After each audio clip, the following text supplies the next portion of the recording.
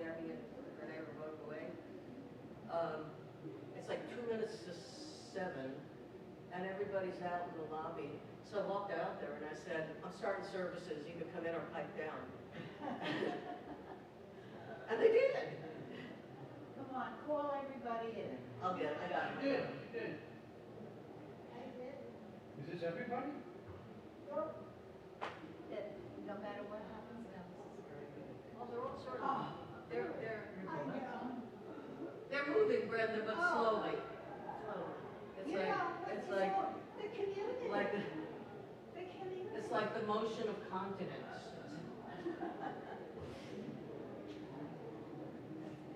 Please come in, I live don't know stream why they're audience is coming waiting around for one us. door to the other door when this is perfectly open. Go.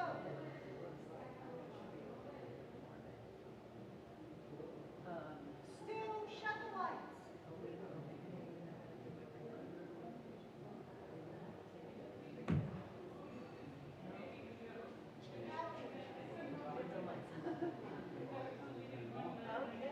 I'm not IT person. Everybody is. Yes, please sit. Are you using us? Can I tell you a crazy story about the flowers? No, not now. How beautiful they are.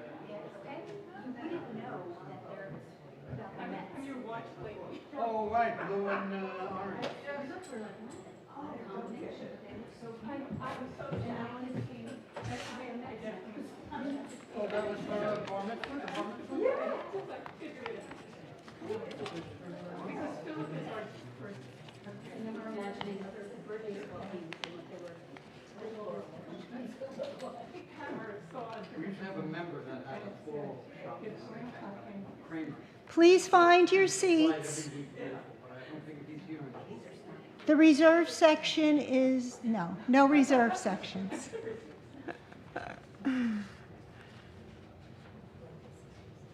Okay.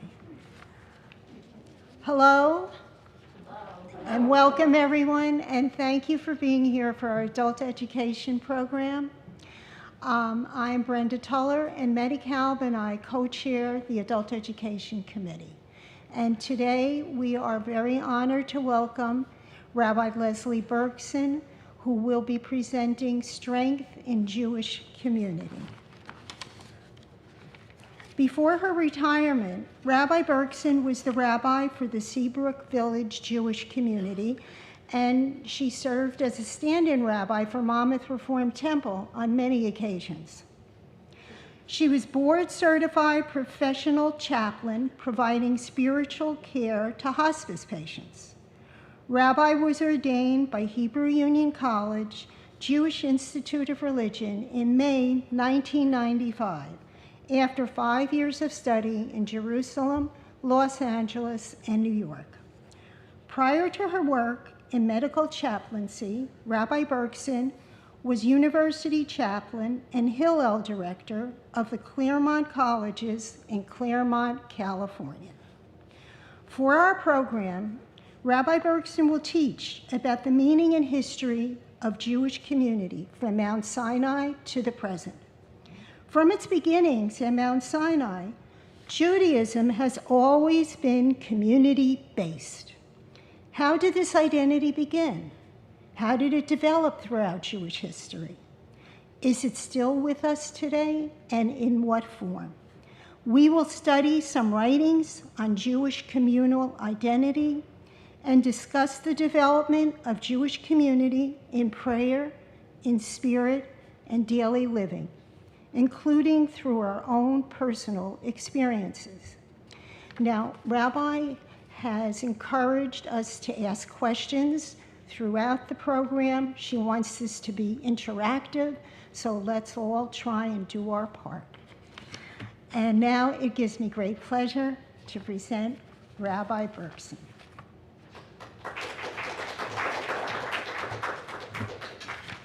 Thank you. Midrash Tanchuma says, our world will be redeemed only when we form one single band. When all are united, we will receive the presence of the Shekhinah. And that's from the Midrash. And a non-Jew named Benjamin Franklin added, "We must all hang together, or we shall surely hang separately." And those of you who are here in the sanctuary probably received a page with some questions on it. And I understand that some people were so eager that they already filled it out. But for those of you who have not, I would like you to take a few moments. And for those of you on live stream, I'm going to ask the questions, even though you can't respond to them verbally, you can think about them. So the assignment is to think of a community to which you belong and answer the following questions about that community. And this community should not be a synagogue or another Jewish community. Surely you all have something that is not Jewish in your life. And the questions are, why is this community important to you? Did this community change in any way from the time you first joined it? How has being a member of this community changed you? And how have you changed the community? So if you'll take a few minutes, if you have not already done this, to think about it. And I would like to request that at least a couple of you come up and share your answers with this community. And I'm warning you in advance, because of the live stream, you're not going to be able to do it from your seats. You'll have to come up here and speak. So consider yourselves fairly warned. I see that quite a number of you are accustomed to being on this bima, and it shouldn't hurt a bit. You know what? I'm going to do it too. Thanks.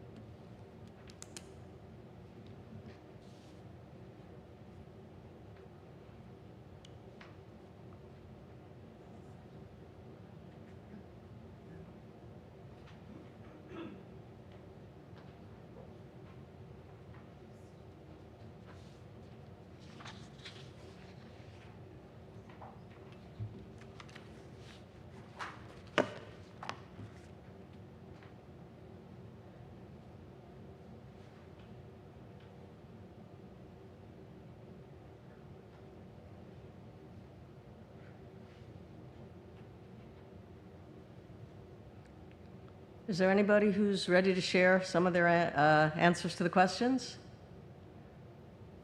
Oh, okay. Jackie, you want to start?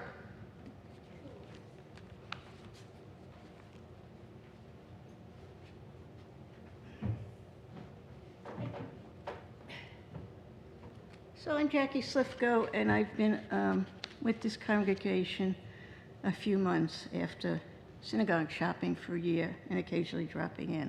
So I thank the cantors, the rabbi, all of you, the adult ed committee, and everybody else I've met. I'm very happy to be here. because I moved down to New Jersey from New York about 1.5 years ago. I wanted to try being near the beach. I have a few kayaks that needed a garage. I wanted to live in Monmouth County, but I didn't find anything, so I'm over the border. I'm in a HOA 55 plus. That is like most, better, most of what's going on around here, not Jewish.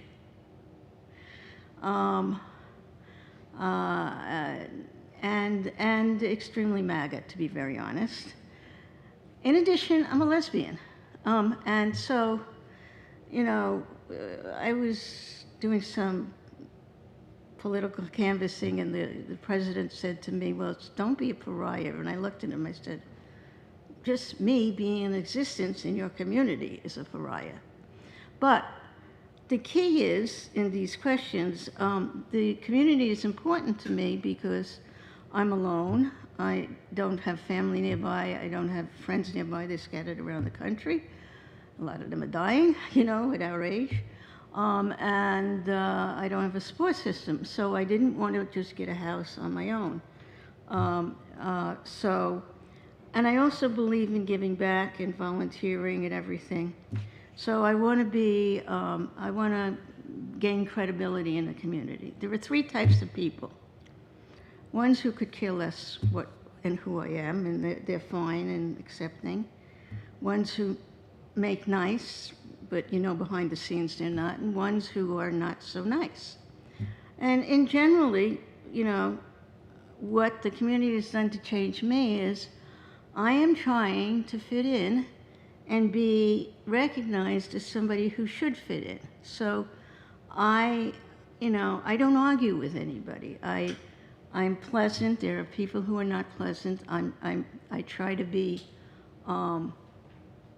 helpful in any way I can. I try to disregard people who are not accepting or whatever. I put my lawn sign out because I'm allowed to 10 days before and 15 days after the primary. I'm a Democrat. Doesn't matter. We have lots of Democratic gubernatorial candidates. And how have I changed the community? By showing up. I continuously show up. I continuously participate. Now, there are some things I don't show up for. We happen to have a very interesting group of women who wanted to be like it was 50 or 100 years ago, who run our RNA. I call them the Nazis, but that's beside the point. I don't do their things. They do mostly couple, expensive things, so all right. But other things I show up for. And I participate, especially the exercise classes for my back. I try to help people. So what is important to me is that I have changed because of this community. I'm more respectful, sensitive, empathetic, and I've lived other places than New York, so I'm not just New York centric, but, and I continue to do that changing. So I appreciate the questions, Rabbi. And in the light of community and communities that you may not be part of, I also want to mention that tonight at 5 o'clock, there's the first meeting of SAGOL, the MRT LGBTQ plus and allies group. Rabbi will be there. Please, if you can make it, it's for everybody. And it's just like my HOA, I'm looking to become an ally to them, and I'm trying. We would like to invite everybody, so please come. Thank you. Anybody else? Oh, Renee, yeah. Oh, Rabbi, please. No, Renee. Yeah, whatever. You know who you are. Okay, the reason I'm standing over here is when you're behind, you can't hear. So immediately I thought of my cycle bar class. I meet with them at least 4 mornings a week, and it is such a beautiful community. There are people of all ages and stages of life. There are people of all different religions, all different colors, and we come together to support each other. And it's an hour of cycling and lifting weights, but beforehand we catch up with each other, we talk about families and what's going on in our lives, and it's been a really important part for me to connect. So this community has changed. When I first got there, my daughter thought it would be great for me. I had an allergic reaction to the COVID vaccine, and I had a frozen body. So she brought me in when I was still in a wheelchair. I could stand up, but I couldn't do much more. And they got me in the right shoes, they got me on the bike, and first class was a little tough for me to cycle, but then I kept coming back, and everyone was cheering everyone else on, and they were, "Oh, you did such a great job today." The first instructor that I took every class with was Jewish, but at the end of the class, she gave us something to hold on to bring into our week. Or she would say, "Rabbi, something from Jewish text that we can all learn from." And I would share something, and if it was someone's birthday, everyone would get up and cheer, and we would take pictures afterwards. And it really has become an important part of my life that I never expected I would be so involved in. So this community has changed because it's had different instructors, and I've been able to learn from so many different people. The people who come and go also change, but the spirit and the encouragement in the room never does. We are always clapping for each other and standing up and, talking about this one. "You got it, you're doing it, amazing. It's your first class, good for you. We love you, we support you." Being a member of this community changed me significantly because when I was rolled in, I thought there would never be a time where I would be able to get on a bike and be able to stand up and cycle, standing the whole time and lifting weights. And this class with this encouragement has proven to me that I can do it. And even on days when I don't feel like I can do it, everyone is just so supportive and cheering everyone on. And I don't know if I've changed the community. I think that we all have a part in supporting each other. They do ask me for something inspirational before we start or after each class when everyone is sweating, and we do that. The class is so supportive that I got special cycling shoes, and the one bike I choose every time. I can't get my shoe on it, so someone will come over, put my shoe on, put it in the foot, and then let me do the rest. But they know when I come in that I give someone who's there my shoe, they put it in, and I can go and bike. And so it's been such a positive place for me to be and for everyone else to be. And I suggest that you all go try to find something that you never expected you would do and join it, because people around you will buoy you up and, give you strength to keep continuing on doing what you need to do for the rest of the day. So that's my cycle community. I think we can do one more short one, Anne? Or Wayne, work it out.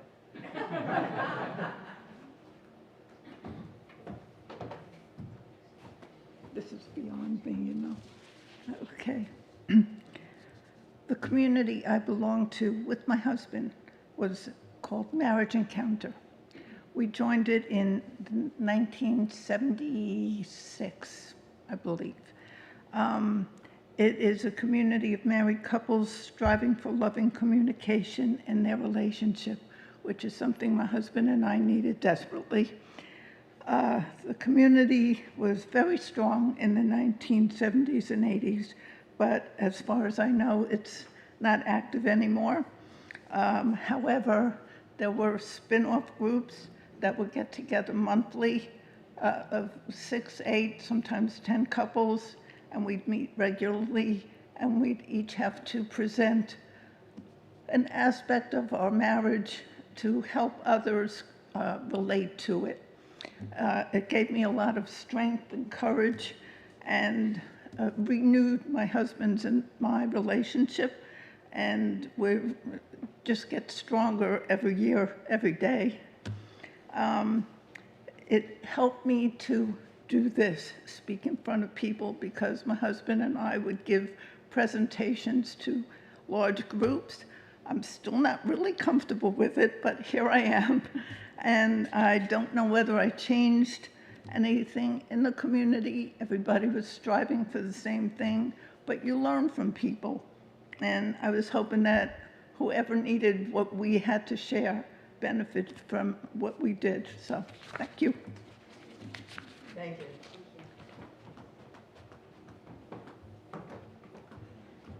So there are two readings from Rabbi Elliot Dorff that you'll find on your sheet. I'm just going to read them out loud. And if you have any reactions to what he has to say, you can bring those up. American ideology depicts the community in a thin sense, by which membership is completely voluntary and may be revoked by the individual at any time, and by which the purpose of the community is predominantly pragmatic. I think, that's characterized as what we heard. In contrast, Judaism's sense of community is thick, which means that its members are organically part of the communal corpus and cannot sever themselves from it, and that the purpose of the community, while partially pragmatic, is essentially theological, to be a kingdom of priests and a holy nation. This is from a different book by Rabbi Dorff. If the family is the primary unit in Jewish life, the community follows close behind. Only in a community can all the duties of Judaism be fulfilled, because justice, care for the poor, education, and many other Jewish demands require other people. Thus, Jewish life is organized around the community. In the United States, all communities are voluntary. I may choose to join a group or to leave it at any time. I may even choose to give up my citizenship as an American. In Jewish law, though, once I am Jewish by either being born to a Jewish woman, I asserted this, or via Reformed patrilineal descent, or converting to Judaism, I am Jewish for life. If I convert to another religion, I am an apostate, and I lose the privileges of being Jewish, but I retain all the obligations of being Jewish. This is then not a thin, voluntary sense of community, but a thick corporate sense, in which I am literally part of the body of the Jewish community and cannot be severed from it. Any comments on that? Does that ring true? Yes, Eleanor. Well, it starts with if the family is the primary unit. And the answer to the questions that you had, my answer was, my community is my family. And it changed over years, over time. Okay. So it got bigger, it got smaller, but it remained community and it grew. And that was. Well, that is exactly how the Jewish life started, with Abraham and his family, and that continues through Genesis. So let's talk about the relationship between God and the Jewish. I'm sorry, did anybody have any other comments? Yeah, Brenda. I have a question. If somebody, leaves the Jewish religion to convert to something else, so it says here, you give up the privileges, but you keep the obligations. Can you explain that a little? I can explain it. You can ignore the obligations, certainly, but by Jewish law, when you were born or converted to Judaism, you took this on, and it's permanent. I mean, you can, you don't, the privileges, I would say that you probably would not be permitted to read from the Torah or, any of the ritual privileges or things like that. But, whether you do them or not, these are incumbent upon you. And remember that Rabbi Dorff is coming from a conservative perspective, not a reform perspective. Just an anecdote that is not in my notes.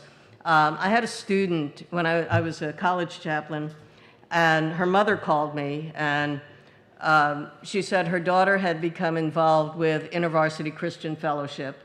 And the mother herself converted to Judaism when she married this girl's father. And she said, look, I raised this kid in the middle of Baptist Texas, and if she really wants to be a Christian, that's one thing. But if she was like 3 years older, I would say this is her choice. But, she was like 18, 19 years old. And she said, I'm just thinking, there's some boy in InterVarsity Christian Fellowship that she's, enchanted with, and that's what's going on. So I called the young woman into my office, and we talked for a while. And she said, look, I know what my mother's worried about, but this has nothing to do except me and the relationship between me and Jesus Christ. I said, okay, of course anybody, if I accept converts to Judaism, I have to accept, even though I don't like it, that people convert out of Judaism. And she said, well, of course I'll always be Jewish. And I said, no, Maggie, you won't. Once you convert, you'll be something else. And the kid kind of goes, so, I think there is a part of us that no matter which way we go, I don't know if it made a difference. I actually never saw the kid again. But yes. Sure. I'm sorry, I need to leave shortly, but I want to ask the question, when someone is involved in a relationship where the other person is not Jewish and in the raising of children does not practice Judaism, how is that recognized as being Jewish if nothing in your life is Jewish? Do you understand what I'm saying? I understand what you're saying. It's a little out of the.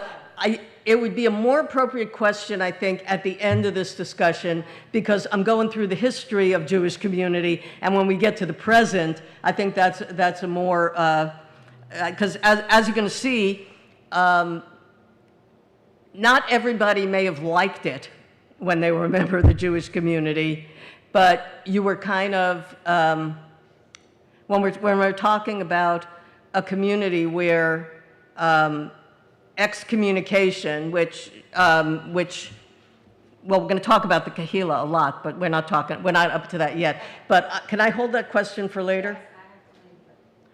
Okay, sorry.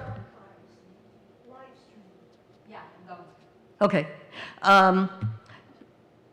So I think it all starts with the covenant at Sinai. It's our overarching myth of the beginning of the Jewish people, and it was made with the entire community and with all those who would follow. The people agreed to it. All that the Lord has spoken, we will do and we will obey.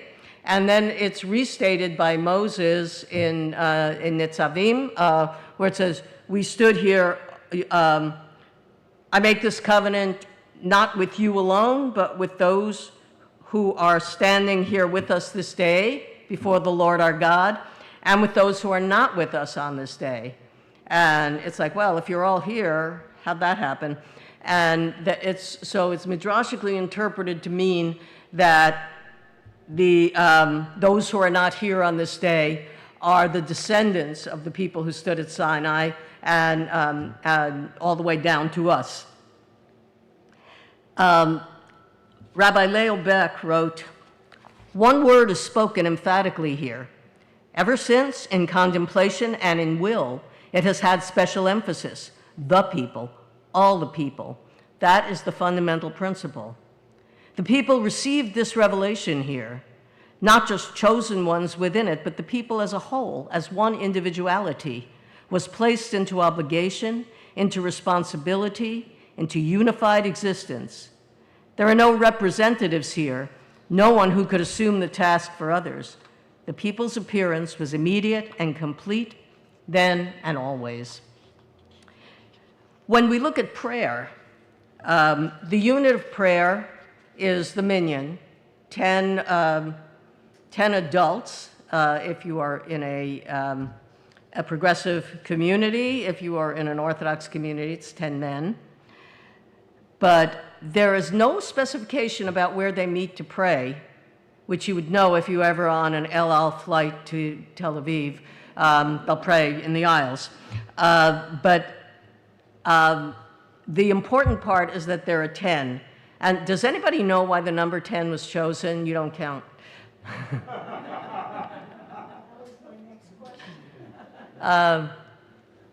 It's from a negative example. It's from the 10 faithless scouts. Remember, it's next week's Torah portion. No, it's starting today. It's this week's Torah portion. Moses sends 12 scouts into the land to check it out, and they come back, and two of them, Joshua and Caleb, speak favorably about the land. They said, the inhabitants are tough, and but God is on our side, and we're gonna do this. And the other 10 just freak out. And they say, no, they're like giants, and we look like grasshoppers next to them. No, we can't go. And they panic the people, which fear is a very powerful deterrent. And God refers to them as ha'edah hara, the evil congregation. And so that's why there were 10 of them. So that means 10 equals a congregation. The Hebrew name for the building we're in right now is Beit Knesset, the house of meeting. In Greek, the word is synagogue, which means exactly the same thing. In the Reform movement, we use the term temple, which making reference to the Reform philosophy that every individual synagogue replaces the central temple in Jerusalem, so the temple will not need to be rebuilt. And some of our liturgy, the blessing formula, we say Eloheinu, our God, not my God.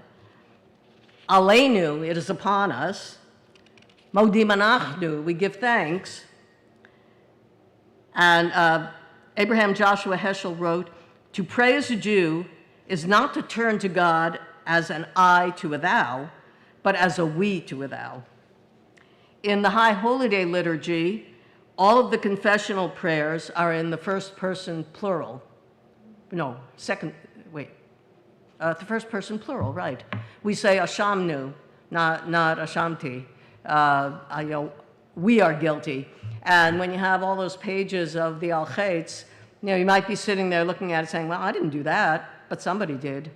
And it's the community that has the high ground there.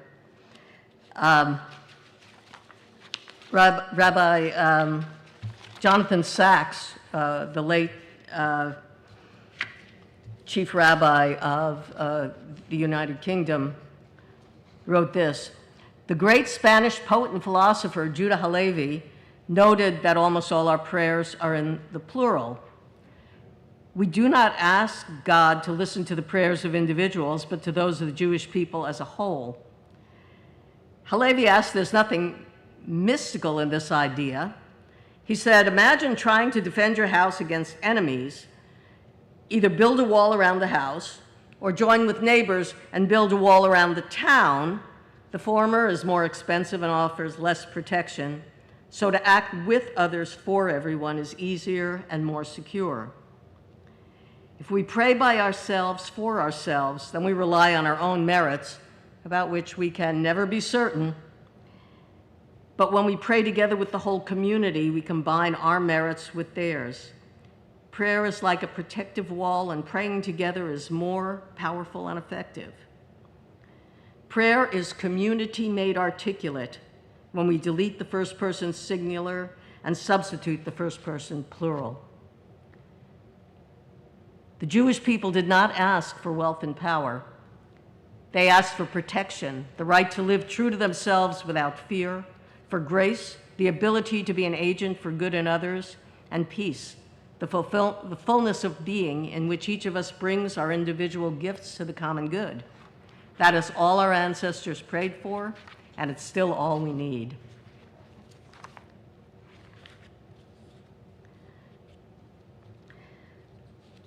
I'm going to talk for a while about the Kehillah, which was a very important part of Judaism in medieval and the early modern era in Europe. The Talmud has some sections that were developed to allow for self-governance of a community, and they were used as the basis for the Kehillah. So here's an example of one requirement from Tractate Sanhedrin. It is taught in the Baraita. A Torah scholar is not permitted to reside in any city that does not have these 10 things. We like 10s. A court has the authority to flog and punish transgressors. They used to do that. And a charity fund for which monies are collected by 2 people and distributed by 3 as required by halacha. This leads to a requirement for another 3 people in the city. And a synagogue and a bathhouse, a public bathroom, a doctor, a bloodletter, and a scribe to write sacred scrolls, a ritual slaughterer, and a teacher of young children. And they said, in the name of Rabbi Akiva, the city must also have varieties of fruit, because fruit illuminates the eyes. Okay, so Rabbi Akiva was a health nut, who knew? Starting from the beginning, we have the family stories in Genesis, as we talked. And as Eleanor said, the family, of course, is the basis for community. And somehow between Genesis and Exodus, we went from being a family to being a people. And a community emerges as they come out of Egypt. It's not like there's no squabbling. It's not like there's no fights. They spent 40 years wandering and then settling in the land as tribes, as the 12 tribes of Israel. Before the Babylonian exile in the year 586 or thereabouts, it actually went on for a few years, the people were called Israelites. But when they came back, after a huge theological shift, because without the temple, they were told you can't offer sacrifices anywhere but the temple in Jerusalem, and here they are 400 miles away in Babylonia. And so if you can't do that, what can you do? And knowledgeable people started tossing around ideas, and that's where actually the beginning of the synagogue was in Babylonia. That's where it got started. Well, if we can't pray with sacrifices, we're going to offer avodah shebalev, sacrifice of the heart, verbal prayer.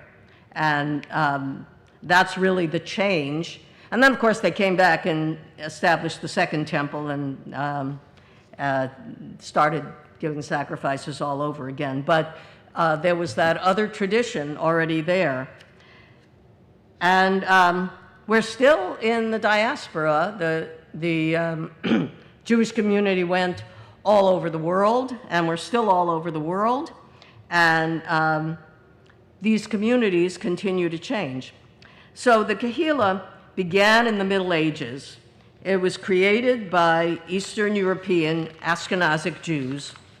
And it's, they were organized, unlike Jews in North Africa and the Arab countries, where the government authorities chose an exilarch or a community leader.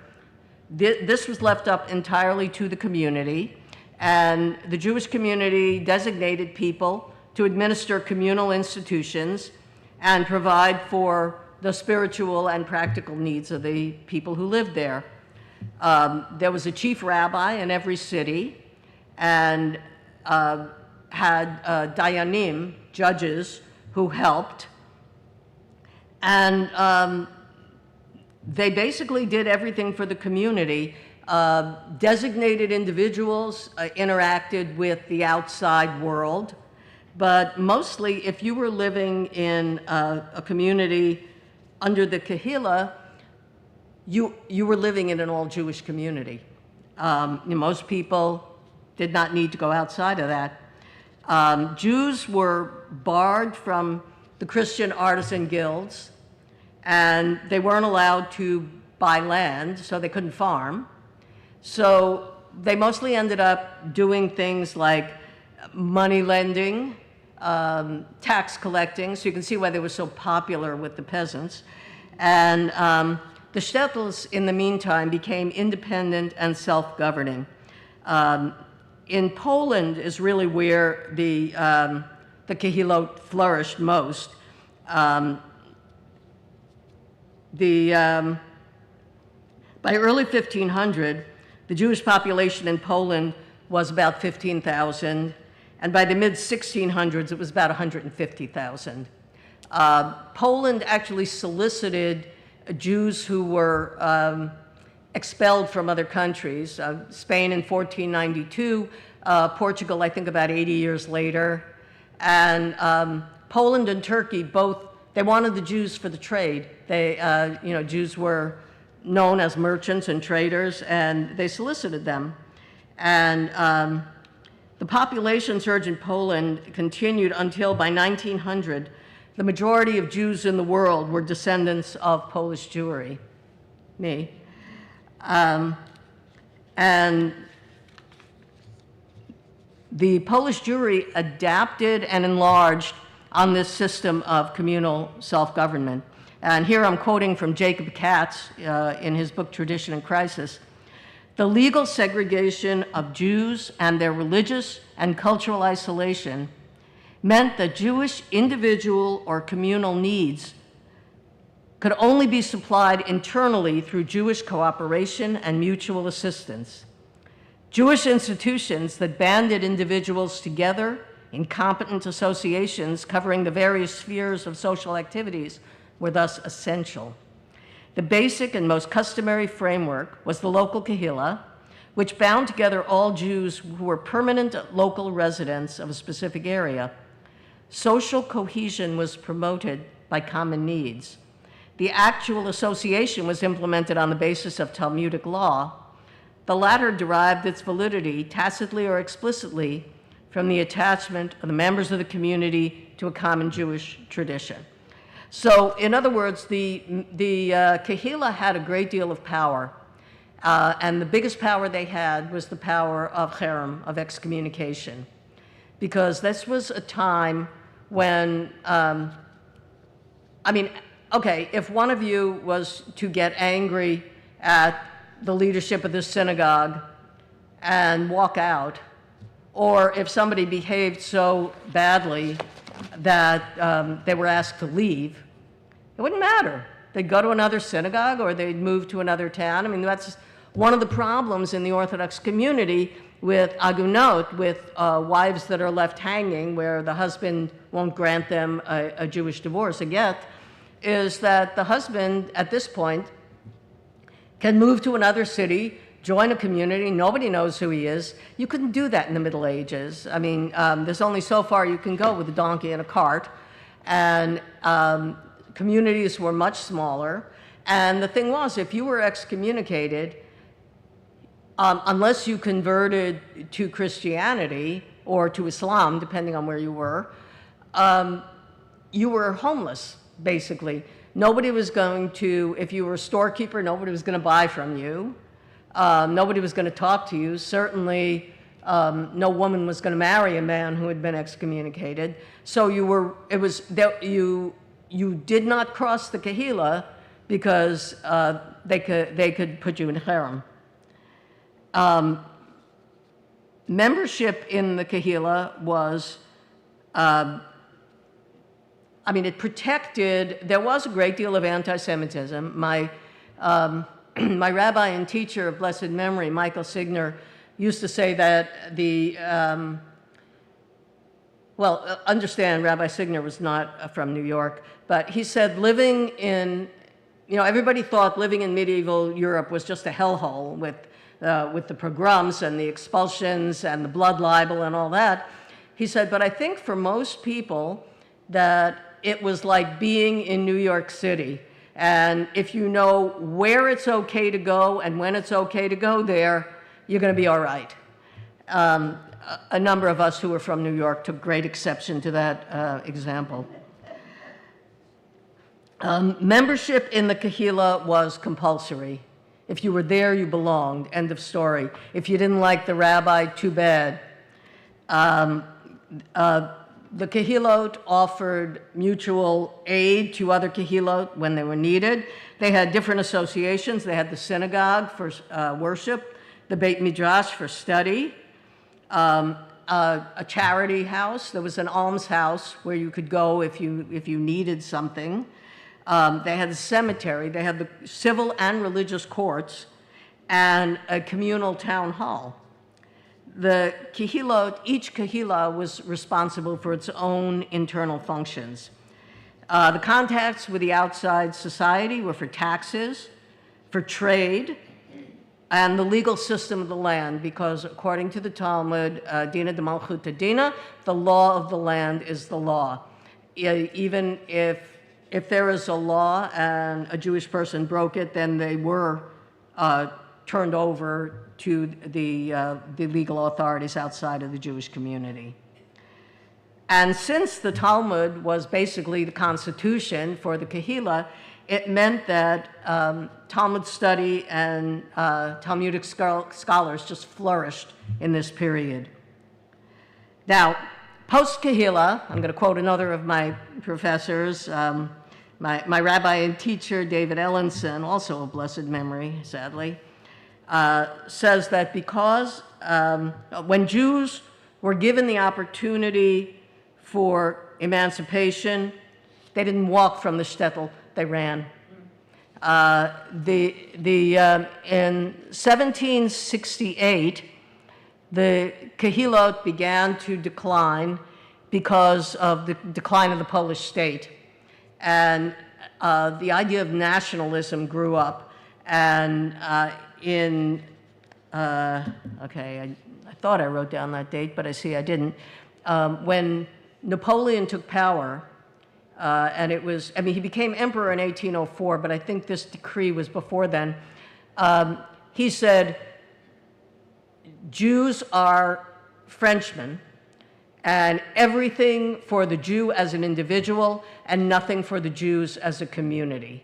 And most Jews were very pleased with that. They wanted to be part of the dominant society. Up until 200 years ago, Judaism was imposed upon Jews. You lived in a Jewish community because they weren't going to let you live anywhere else. And the more tolerated a dominant society of a country or a region is of Jews, the easier it is not to be Jewish or not to be visibly Jewish. In its Polish form, the Kehillah pretty much stayed in Europe. But in 1908, the New York City Chief of Police announced that 50% of all New York City criminals were Jewish. That's probably true, actually. As a response to that statement, a New York City Kehillah was created to help the newly arrived Jewish immigrants live an American life created along the European models to sort of bring them into line. And that Kehillah existed for a decade. Aside from the New York City Kehillah, in this country, the European Kehillot were replaced by Jewish Federation and many subsequent Jewish organizations.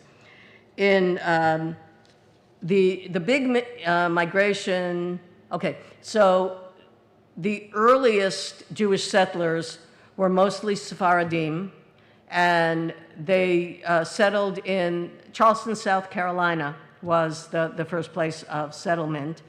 And during the 17 and 1800s, German Jews, mostly affluent, came to this country and set up in northeastern cities, mostly New York.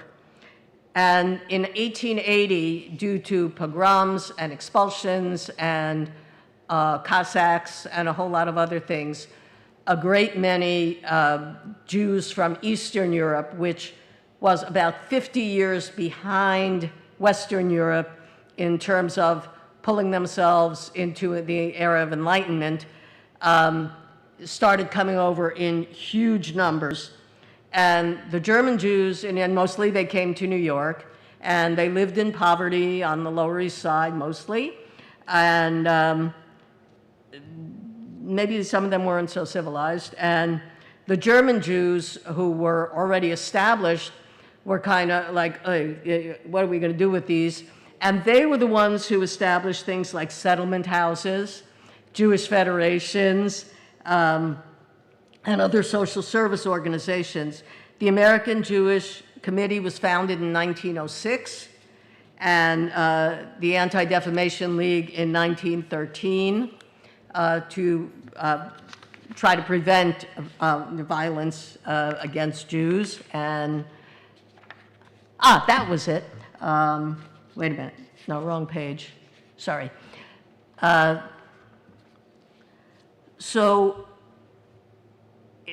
Talking about involuntary membership versus voluntary membership. In a forced community like the Kehillah, you're stuck with what you got, whether you like it or not. And in voluntary community, you can participate to make it better in the community, but the problem is you can also just walk away from the community. And community is an essential part of Jewish survival. And I'm going to offer a reading from Mordechai Chaplain. The self-government which Jews exercised was not granted them as a privilege. It was not even a matter of voluntary choice. It was forced on them by the exclusionist attitude of those among whom they lived, and who refused to incorporate them into their own body politic. To this autonomy, perhaps more than aught else, Jews owe their survival as a people. It rendered the Jew dependent upon his people for everything he deemed important to his life. It enabled Judaism to function not merely as a kind of avocational interest for most Jews, or as a highly specialized interest of the few, but as the guiding and controlling influence of the everyday existence of all Jews. And I see we have some time left for questions, comments, because I've just been talking for a long time, and I'd like to hear what you have to say. And also, I've brought it sort of up to the present day, and I'd like to hear what you think is the future for Jewish community. Eleanor. First of all, I would like to thank you for this wonderful, wonderful educational talk. Oh, thanks. And it has resonated with me, so many things that I've read and things that I've written. In fact, I'll take a minute to say, I was doing a master's program at Seton Hall. You want to come up? No, I can talk loud. Okay. I was doing a master's program at Seton Hall just for my own pleasure in Judeo-Christian studies. Oh. And then I took all the courses that I had to take, and then at the end you either take a test or you can do a project. So I didn't want to take a test. I decided to do a project, and the project was I interviewed, it was before internet. So all of this was done, on typewriters. And I got all the telephone books from the whole state of New Jersey. I had telephone books up to here. It was before computers. And I looked at all of the any religious place, Lutheran and Christian this or Catholic that or Jewish, whatever. And there were a lot of them. And I wrote a survey, and I would like to know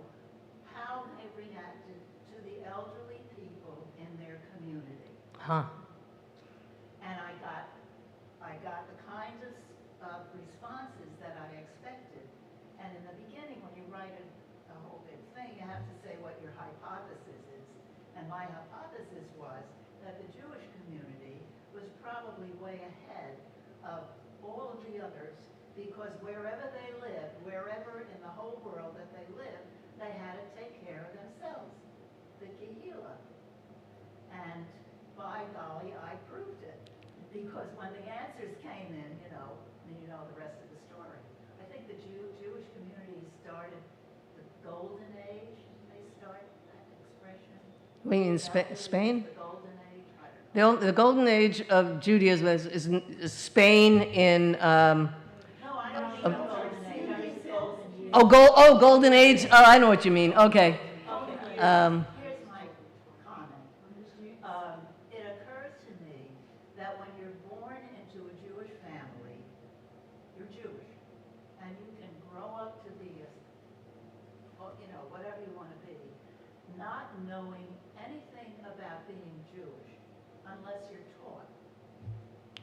If you convert to Judaism, I assume that the conversion process is a teaching process. Sure is. You have to know what's in it.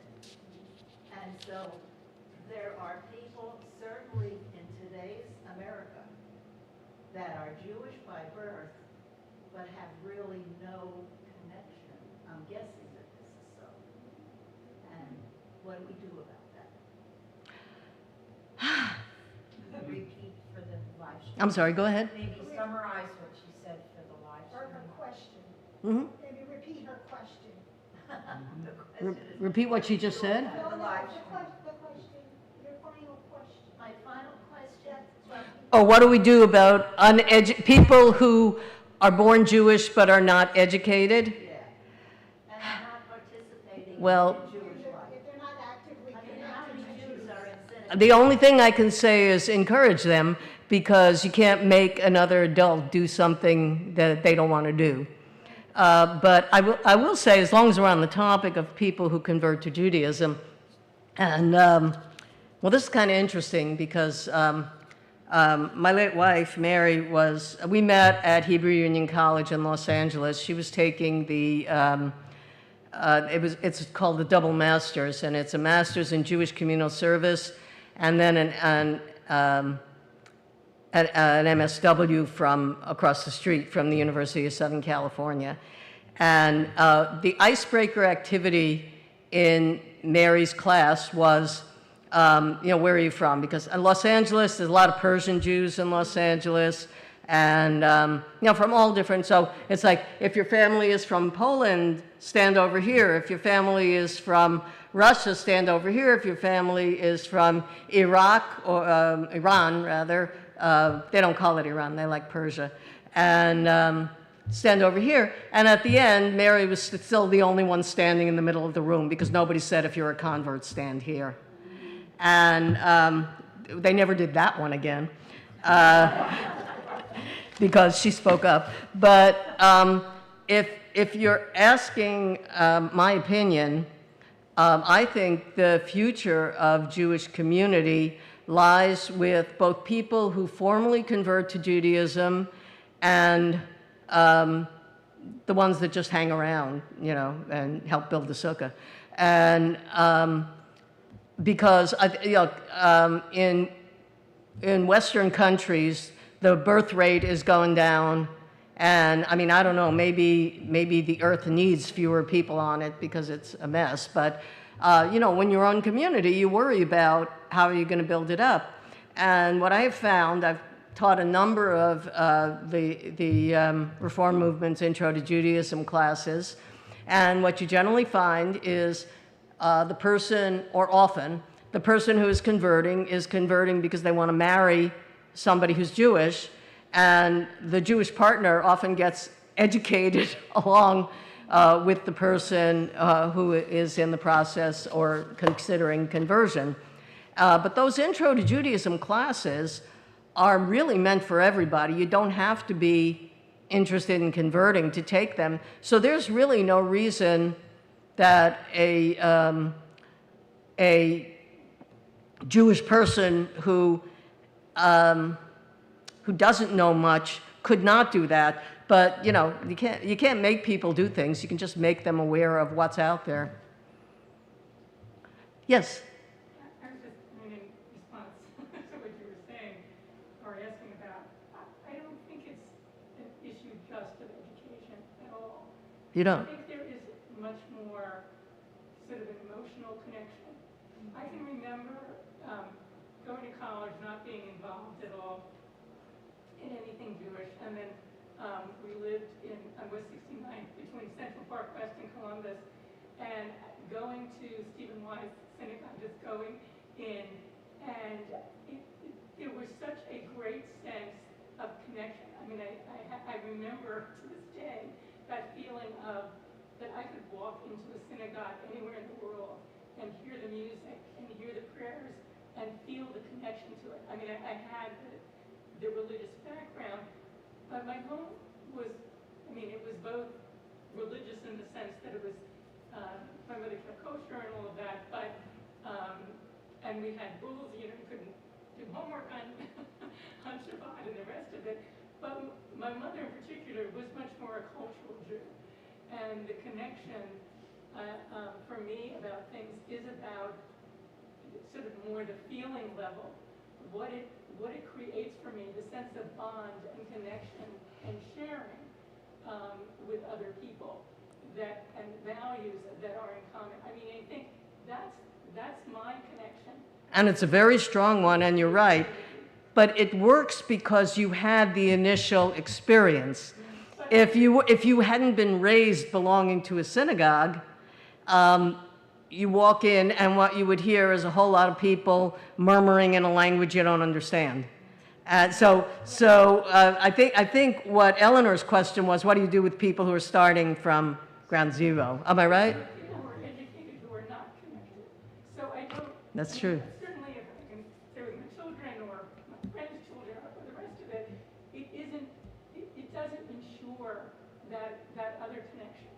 And you know, so I think the other part, frankly, is a very important ingredient, and that I would say to you, because my husband converted, and so he, you know, he didn't grow up with that, and yet he felt some affinity that he wanted to have a connection. So if I could just follow up on that. So Please. I grew up in a very Jewish community in Briarwood, Queens. I mean, all my elementary school classmates were Jewish. They all disappeared on Hebrew school in the particular afternoons. On the high holidays, school was actually open. My Jewish teachers actually came in to work, but the class was empty. So the thing is, it's just so interesting what can be an influence. And then when my son was 5 years old and on the verge of beginning Hebrew school, I said to myself, I'm either going to be on board and involved, immersed in this, or I'm going to be an outsider because I knew what I experienced as a young child. Mm-hmm. Yes, Corinne. As a grandparent, parent, and a grandparent, I have to say that I'm worried about the future of Judaism. We did all that we felt we could do in educating our children, sending them to religious school. They enjoyed, they graduated, all the things. But I don't see in the next generation that they keep all those things. I don't feel that is there. And I see all the friends.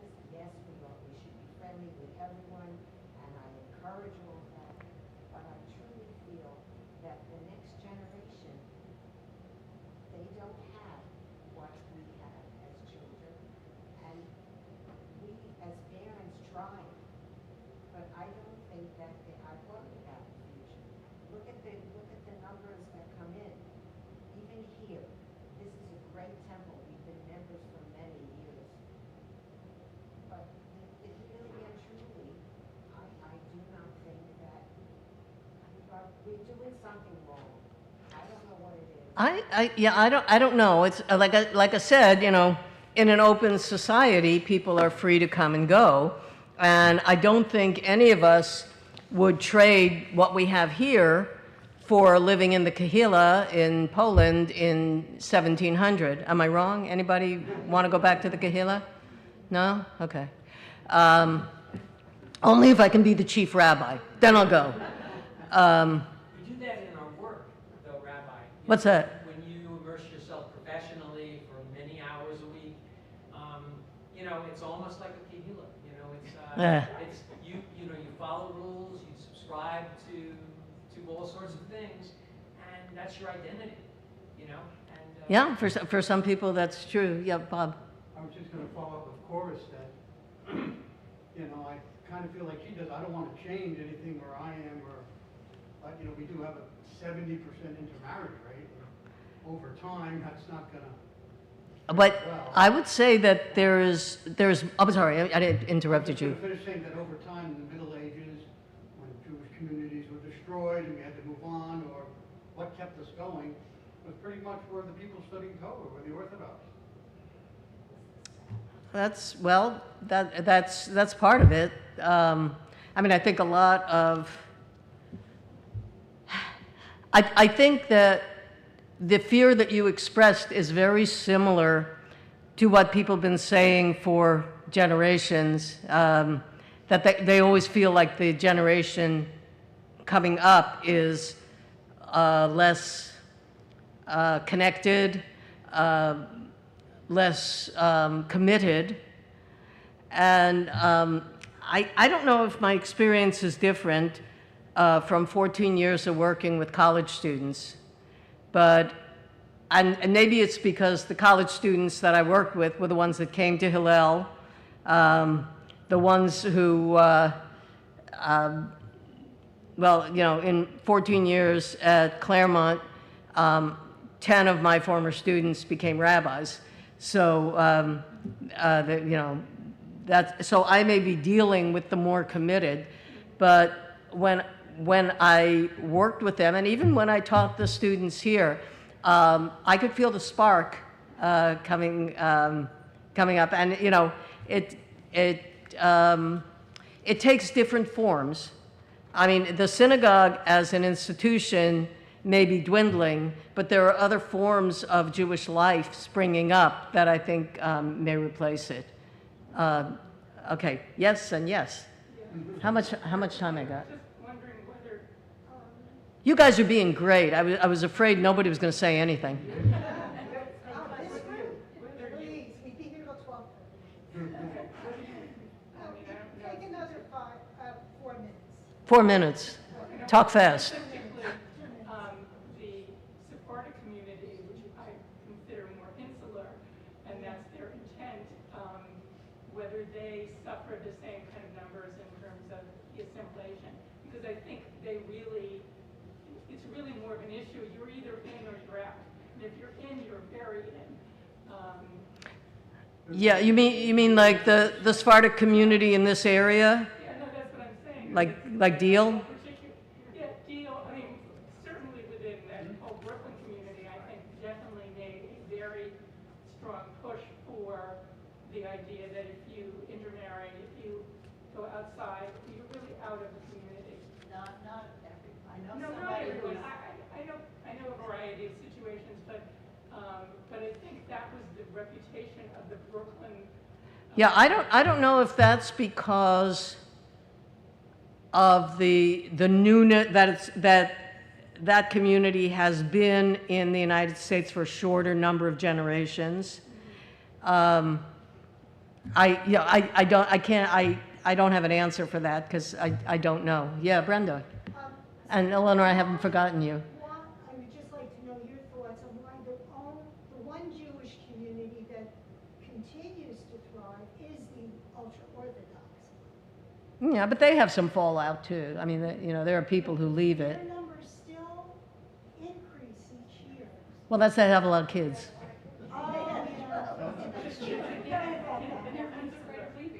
What did you say? It's again more insular and there's less assimilation and less exposure. You know, children don't go out into. You don't have as much choice in it. You don't have any choice. Well, it's true. It's true. It's true. You don't have as much choice, and without being disparaging, they they prioritize Jewish learning to other learning, so that it's very possible to grow up in Williamsburg and not know English, or not know math beyond 2 and 2, and how are you supposed to make a life for yourself outside of the community when you're that kind of limited?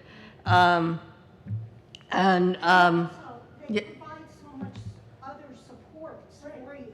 Like it's a whole, social.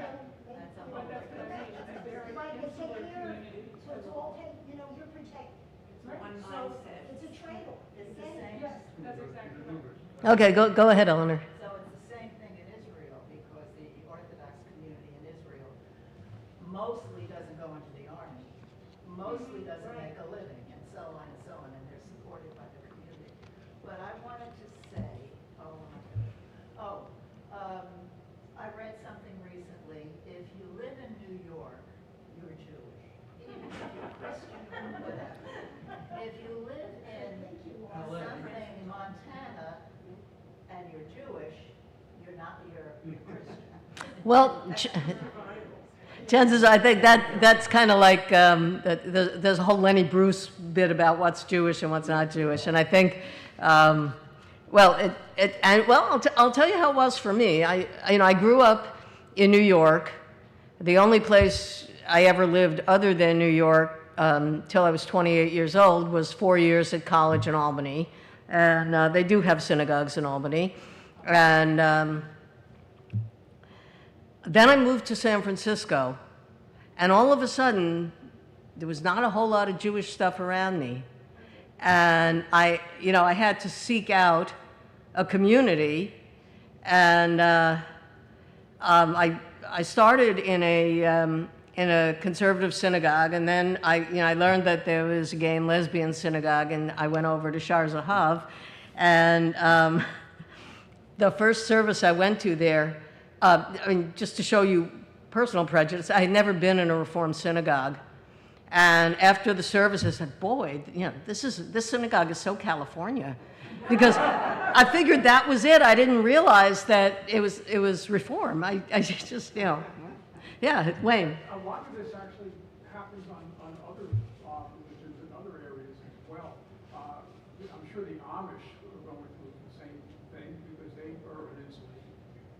And from experience, when I was stationed down in Biloxi, Mississippi, when they found out I was from New Jersey, the only two things they wanted to know was whether I was Jewish and in Knoxville.